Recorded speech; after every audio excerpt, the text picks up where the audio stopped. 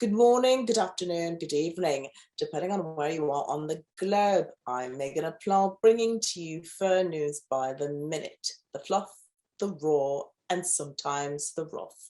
In this week's news, research shows humans have evolved to raise animals as children.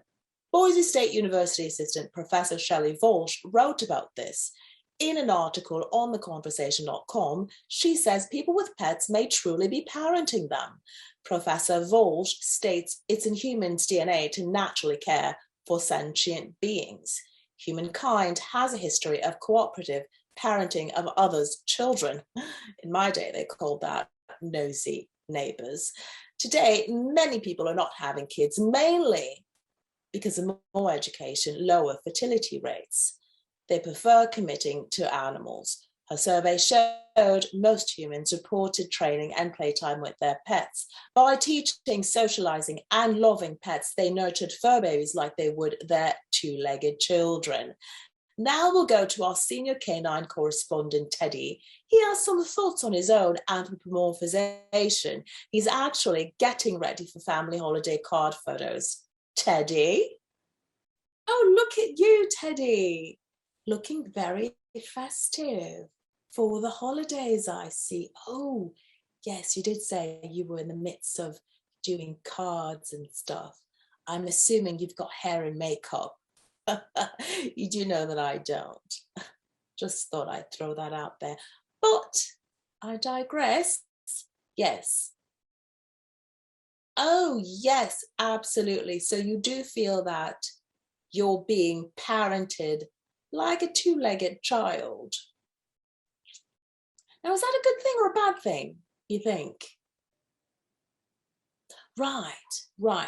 You don't get to necessarily completely let go in terms of your natural instincts. It's not like you're allowed to piss all over the house, even if you're so inclined to, right? Right. Well, thank you, Teddy. So he seems very comfortable being anthropomorphized by his parents. Next up, you've probably heard of pandemic pets. Certainly here on our fur show. What about pandemic babies at the zoo? Virtual fur correspondent Anne joins us. She has the story on animals letting loose. Anne? Yes, Megan. At Cuba's National Zoo, while the people were away, the animals came all the way out to play. It was reported that the number of animal births jumped. They jumped, as well they should. The zookeeper said that since people weren't able to visit the venue firsthand because of quarantine, the animals had no problem with that. They continued to do the wild thing, if you get what I'm saying. Even the zoo doctor was like, since there's no people around, these animals, they seem a lot more calm. I was like, yeah, man, because when you want to do private things, you need privacy. Hello? Come on, Doc. Now, at least 10 of the endangered species there are working on not being so endangered anymore. And I feel you. They got new deer, new giraffe, new baby tigers, Bengal tigers, oxen. I want a baby tiger. I want a baby Bengal tiger. I'll have to go see the zoo. But either way, there's 120 species at the zoo right now with new babies coming in. And happy birthday to the babies. Congratulations to the parents. Then back to you, Miguel. Thank you, Anne.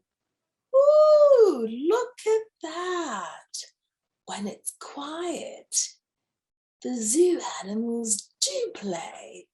They play quite a lot, don't they? How very exciting. Great job, Anne. Love it. Love it. You know what? I bet they do it with an accent. A Cuban accent. Oh, thank you. Oh, that was lovely. Wait, no, that's not Cuban. Next up, another adorable zoo baby makes history. This time, the newborn is in central New York. On Monday, the Wild Animal Park in Chittenango welcomed a baby giraffe, the first one ever born there. The cutie is around 6 feet tall, weighing 100 pounds. Wow, that's a big one, isn't it? His proud parents are Jace and Jasmine. We hear the baby is happy and healthy. Ooh, healthy and stealthy. That's such an adorable giraffe. Do you know, growing up, I had a stuffed giraffe. And obviously, giraffes are so tall that it was practically taller than me, actually. Next up, a video of a dog watching a vacuum attack his parents goes viral. This clip has been viewed around 53 million times. TikTok user Patrick Barnes posted a video of a German Shepherd and another man. As you can see, this is followed by Mr. Barnes' son, Quincy, watching his father pretend to be violently attacked. The small pooch seems quite apathetic compared to the larger dog running to the rescue. Users commented that Quincy may think this is above his pay grade. Another person said the pooch was waiting for someone else to help his dad.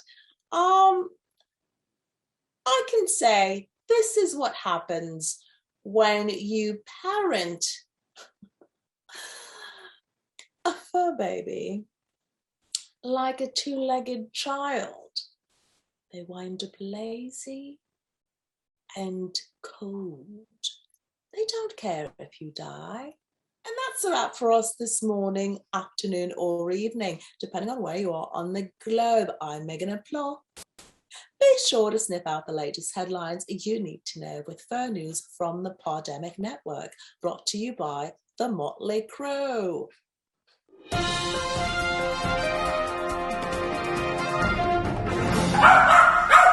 Teddy? Oh my God, did I just drool?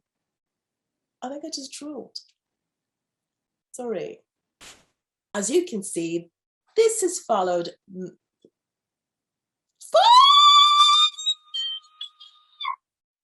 Wow, that's a stealthy little one, isn't it? Oh, I just got very local, isn't it? Stealthy one, isn't it?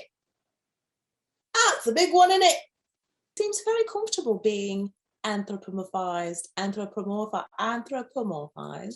What's that again they call them? They don't call them dogs anymore, do they?